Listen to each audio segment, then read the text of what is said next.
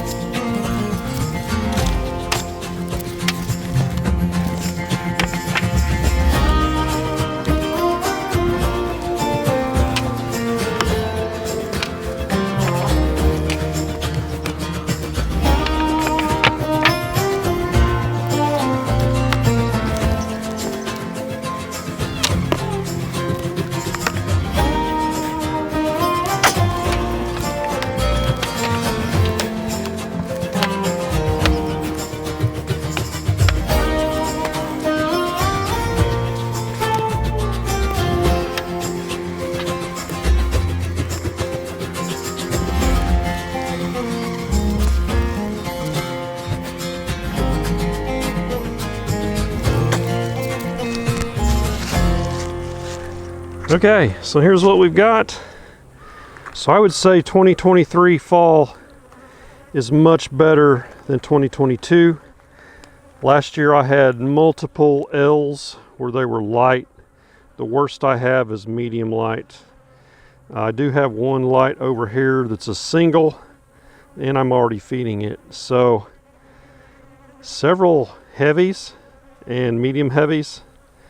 but most of them are medium to medium heavy. Medium's the worst I've got on my doubles. So good news. And a lot of these over here are just DN, that's double nuke, and F means I'm feeding it. And then 37 is the apame. So in a previous video I was calling 37 the one next to the apame, but I was one off apparently. So yeah, I've got, if you take the dashes away, my hive count right now is 31. I like to run 30.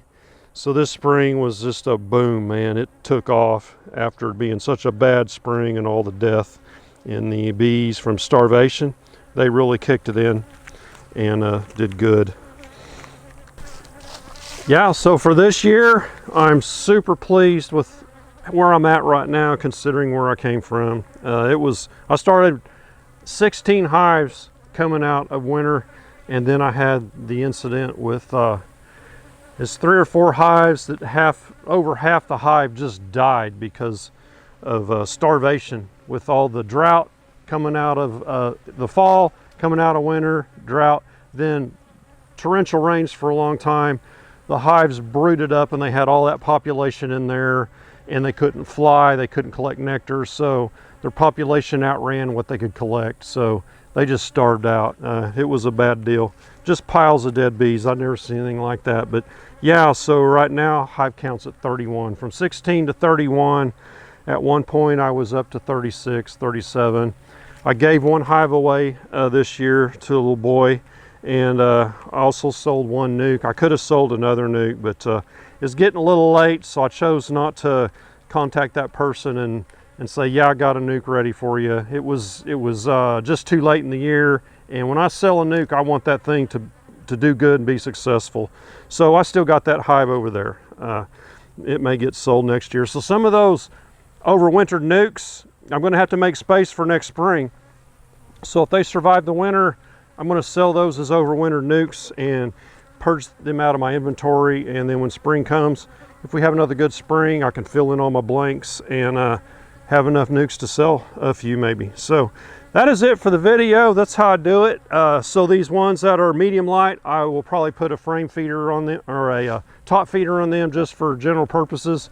Get a little extra in them going into winter, and we should be set. Should be set for winter pretty soon. Going to do a round of, I think 2 rounds of mite treatments once after we have our first frost on into October sometime. But that's going to be it for getting them set for winter, and then it's on to other things. So yeah, that is it for the video. Give me a thumbs up, and I'll probably throw my wife's flower garden on the end of this video as well, as like I did the last one. So y'all be sure and check that out. Give me a thumbs up, subscribe to my channel if you haven't. We'll catch you on the next beekeeping video. Y'all take care.